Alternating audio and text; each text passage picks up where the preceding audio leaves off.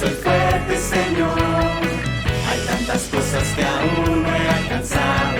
Dame nuevo, Señor, renueva mi corazón. Atravesando el valle de las sombras, si voy contigo no temeré. Tu Espíritu es el que siempre me transforma. Es un nuevo día, es tiempo de renacer.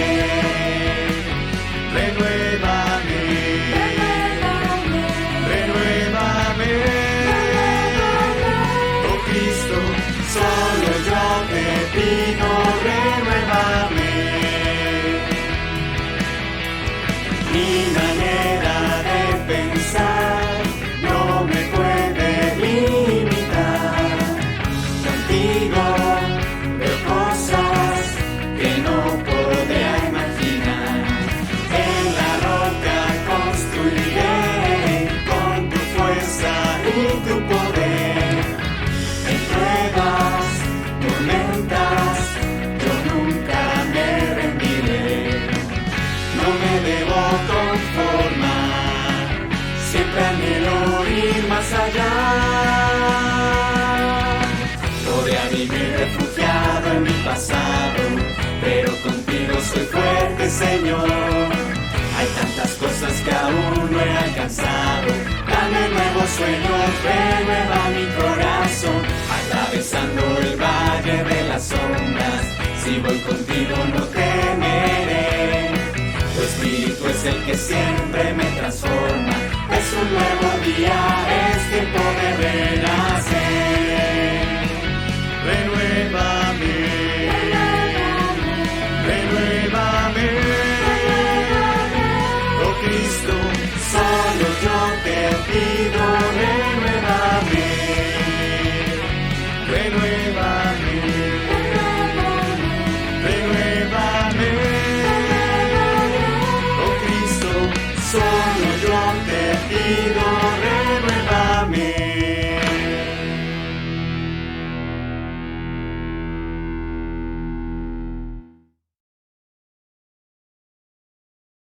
Buenas noches, queridos hermanos y hermanas, qué gusto poder estar aquí. También saludos a toda la comunidad que formamos GAM, a los amigos, los familiares, nuestros hijos, en fin, toda la comunidad que está conformada en la iglesia en Gustavo Amadero.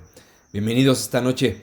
Esta noche, hermanos, quiero hablarles de algo sumamente importante. Creo que la pandemia, una de las grandes destrucciones que nos dejó, fueron en cuanto a nuestras relaciones. El hecho de estar aislados, de estar todo el tiempo cuidándonos, obviamente, por la situación en la que estábamos. Todas las situaciones que vivimos fueron muy complejas. Llevamos poco más de un año tratando de regresar a la vida normal, pero realmente no ha sido tan sencillo. Pero una de las cosas que la pandemia se llevó fueron nuestras conexiones. Si algo teníamos bastante sólidas antes de la pandemia, en todos los ámbitos, eran las conexiones que teníamos con las personas a nuestro alrededor. Obviamente con nuestras familias. Y además de eso, todas las situaciones en cuanto a la tecnología, el trabajar en casa, el estar metidos en las computadoras, sin duda nos pusieron como A veces, aunque estábamos en la misma casa, aislados, los hijos estudiando en las computadoras o en los dispositivos, y también nosotros trabajando desde casa, desde una computadora, en la gran mayoría de los casos. Yo sé que hay excepciones y hablaba con un amigo que me decía, yo no dejé de trabajar en la pandemia, yo tuve que estar yendo presencialmente. Es cierto, hay casos, pero la mayoría tuvimos que hacer eso. Entonces, debido a eso, muchas de las cosas que tuvimos que hacer por la necesidad es, aún dentro de las mismas casas, aislarnos. Y un hijo estaba estudiando en un cuarto y el otro en otro, y el papá en otro, ¿no? En otro lado de la misma casa, y convivimos mucho tiempo aislados, aún estando en la misma casa. Bueno, eso en muchos casos no ha cambiado. Y a veces hasta nos sentamos a comer y están cada quien con sus dispositivos. Creo que no es muy sano, ¿verdad? De que en eso tenemos que poner orden. Pero mi punto es que la desconexión que creó la pandemia se ha venido arrastrando y se ha infiltrado a la iglesia. Ahora, ¿qué tenemos que hacer según lo que la palabra de Dios nos enseña? Regresar a retomar nuestras conexiones, pasar tiempo, y de la manera que lo estamos tratando de hacer es regresar a lo presencial. Regresar a vernos con nuestros hermanos, regresar a vernos con nuestras familias, realmente a sentarnos a convivir, pero también en la iglesia volver a generar nuestras conexiones de corazón. Para llegar a ese punto necesitamos, como familia de Dios, ser empáticos. Eso es algo que necesitamos dar el paso. Estamos muy metidos en nuestras cosas, pero no pensamos en los demás. Una de las cosas que Jesús nos pide como seguidores de Cristo, si queremos ser sus seguidores, es olvídate de ti mismo y sígueme, ¿no? Entre lo demás que dice, carga con tu cruz, ¿no? Olvídate de ti mismo, carga con tu cruz y sígueme. Pero lo primero que Cristo nos pide para poder ser un seguidor de Él es olvidarnos de nosotros mismos. Porque si algo tenemos como seres humanos es ser egoístas. ¿Qué Dios quiere para poder formar una familia espiritual? Para poder conectarnos unos con otros es dejar el egoísmo. Ok, te quiero hablar esta noche, de empatía. Esto es, y esta imagen me encanta, porque realmente esto significa la empatía. Ponernos en el lugar del otro, ¿no? Como puedes ver esta imagen, creo que pone un muy buen ejemplo de lo que significa la empatía. Y de eso te quiero hablar esta noche. Como discípulos de Cristo, seguidores de Jesús, estamos llamados a llevar a cabo la palabra de Dios. El domingo hablábamos de eso. ¿Quiénes son mi madre y mis hermanos? Los que hacen la voluntad de Dios, los que llevan a cabo la voluntad de Dios. Y una realidad es que todo lo que hacemos se reproduce. Muchas de las cosas que nosotros hemos aprendido son cosas que hemos reproducido de nuestros mismos hogares, o de nuestros trabajos, o de donde más tiempo pasamos conviviendo. Pero de manera espiritual vamos a poder reproducir en otros lo que nosotros mismos hacemos, es decir, nuestro ejemplo. Entonces lo que hacemos sí afecta a los demás y sí creamos una reproducción de lo que hacemos. Ahora, las dinámicas se reproducen. ¿Qué queremos en la iglesia? Reproducir esta área que es súper importante. Por ejemplo, te estoy poniendo aquí algo, ¿no? El perdón.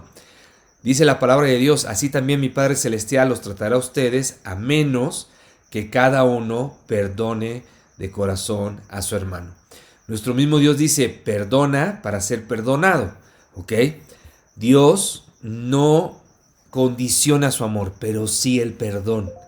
Entonces, las dinámicas que queremos reproducir en nuestra casa, en la iglesia, ¿no? Obviamente empezamos a aprender y a reproducirlo en la iglesia, lo podemos llevar hacia afuera de la iglesia, en nuestros hogares, en nuestras escuelas, en nuestros trabajos, se reproducen. Y sí contagiamos, parece que no, pero sí contagiamos ese tipo de cosas, ¿no? Ahora, te voy a poner un ejemplo increíble, David, un hombre conforme al corazón de Dios. Y mira esa historia que está situada en Primera de Samuel, ¿no? En capítulo 30. Mira lo que vamos a aprender el día de hoy. Dice, al tercer día David y sus hombres llegaron a Siclac, pero se encontraron con que los amalecitas habían invadido la región de Negev y que luego de atacar e incendiar Siclac, habían tomado cautivo a las mujeres y a todos los que estaban allí, desde el más grande hasta el más pequeño. Sin embargo, no habían matado a nadie. Imagínate lo que estaba pasando acá, ¿no? Habían invadido esta región después de unos días y mira lo que estaba sucediendo. Seguimos leyendo. Dice, cuando David y sus hombres llegaron, encontraron que la ciudad había sido quemada y que sus esposas, hijos e hijas habían sido llevados cautivos.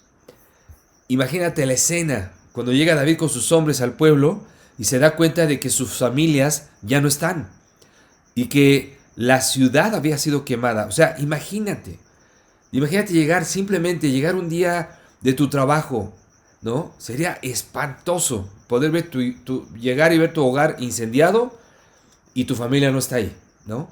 Y pensar y saber que no están muertos, pero que están con vida, pero que todo lo que tienes lo estás perdiendo. Y además no sabes ni dónde está tu familia. Entonces, ¿qué hizo David? ¿No? Bueno, la escritura que leímos, la primera dice, aquí, como lo puedes ver, dice, habían tomado cautivo a las mujeres y a todos los que estaban ahí, ¿no? Desde el más grande hasta el más pequeño, y no habían matado a nadie. ¿Qué pasó después? David partió con sus 600 hombres hasta llegar al arroyo de Besor, y ahí se quedaron rezagados 200 hombres que estaban demasiado cansados para cruzar el arroyo. Venían de una campaña y estaba la gente teniendo que volver a salir a recuperar a su familia, ¿ok? 600 hombres, y fíjate lo que está ahí subrayado en amarillo. Dice ahí, 200 hombres estaban demasiado cansados y se quedaron rezagados. Así que David continuó la persecución con los 400 restantes.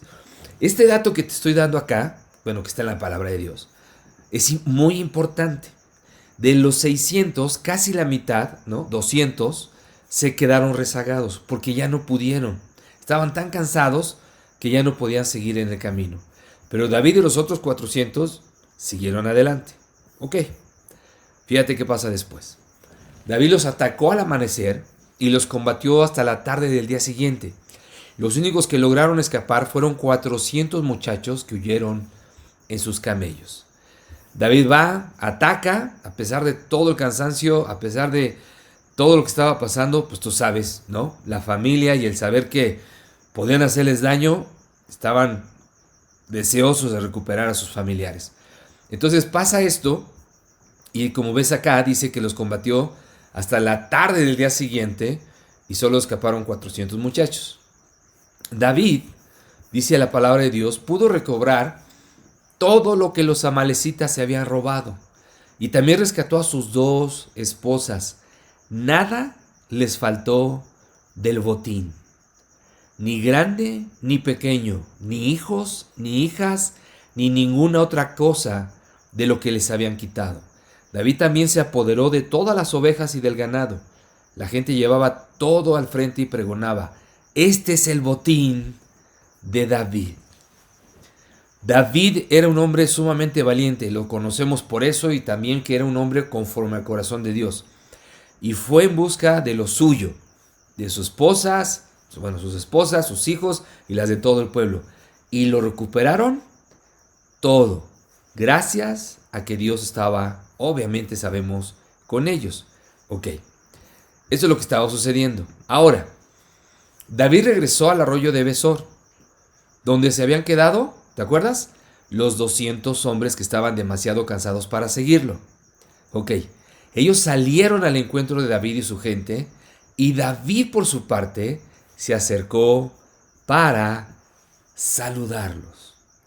David, un hombre que amaba y temía a Dios, dice que llegó donde estaban los que se quedaron cansados, que no siguieron, que no pelearon, pero a pesar de eso, también recuperaron a las familias de estos 200. La gente que se quedó salió a saludar, pero David dice ahí, David fue a saludarlos. ¿Qué pasó con el resto de los que sí fueron a pelear? Y ahí es donde entramos muchos de nosotros. Fíjate bien, pero entre los que acompañaban a David, había gente mala y perversa que reclamó. Fíjate las expresiones y las palabras. Reclamó. Estos no vinieron con nosotros. Así que no vamos a darles nada del botín que recobramos. ¿Qué tal la actitud y el corazón de estos 400 que sí fueron a pelear? Estos no vinieron con nosotros, no se lo merecen. Que tome cada uno a su esposa y a sus hijos. Y mira lo que dicen. Y que se vaya. Esa es la naturaleza del hombre. Esa es nuestra naturaleza.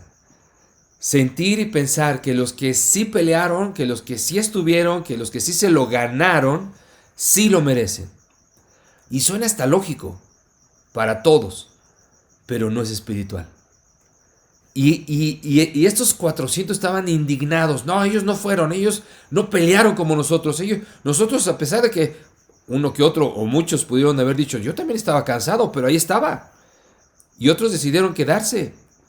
Y entra entonces el conflicto en el corazón de sentir que unos merecen o merecemos más que otros. ¿Por qué? Porque hemos sacrificado más, porque hemos dado más, porque a lo mejor hemos podido hacer más. Y puedes tener cierta razón y cierta lógica, pero a lo mejor no estamos siendo espirituales. Y eso es lo que desune y destruye a cualquier comunidad. El pensar de esta manera. Los que sí merecen son los que hacen más, los que no merecen son los que hacen menos. Los que andan mejor espiritualmente son los que merecen más, con los que no estamos tan bien espiritualmente, esos merecen menos. Y entonces empezamos a tener un trato desigual dentro de una misma familia.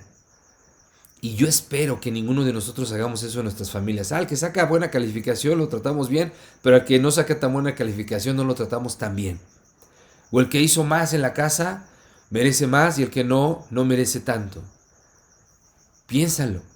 Y fíjate la lección que David le da a estos 400.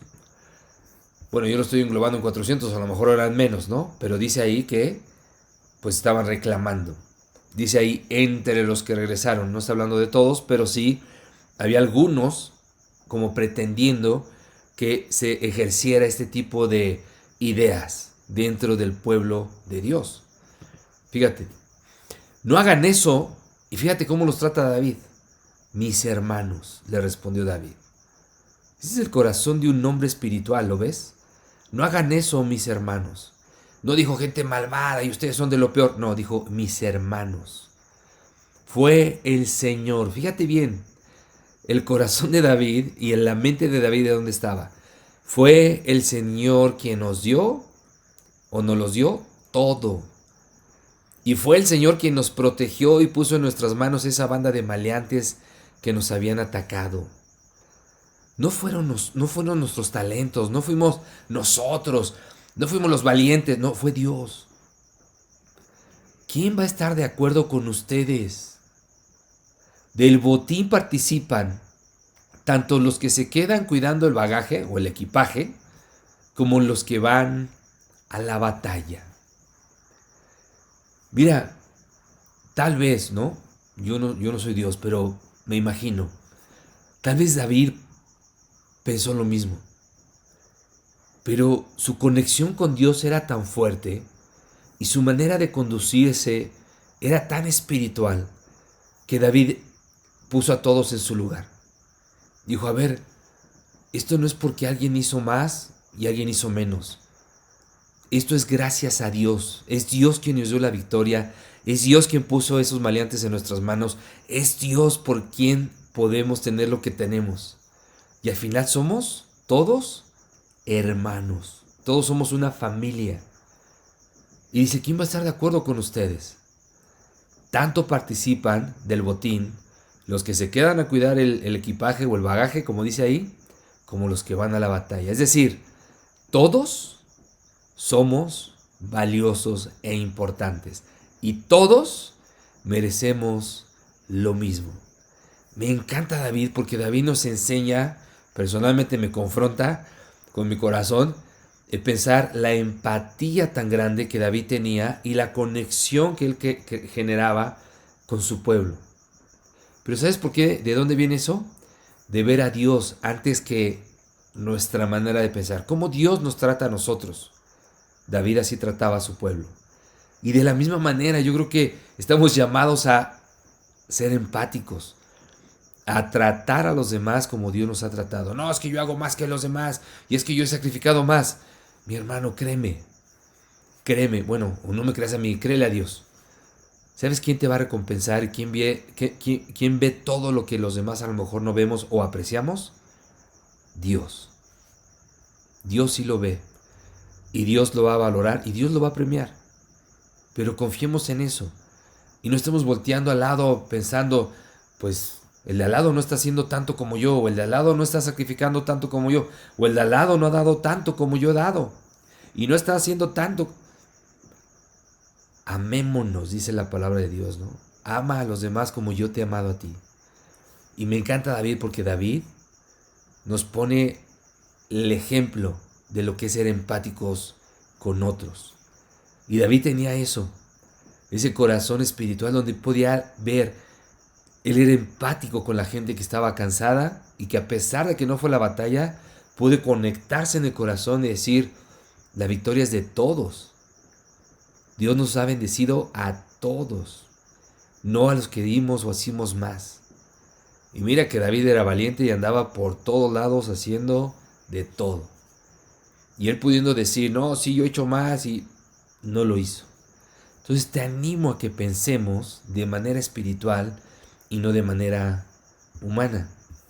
¿Qué pasó después?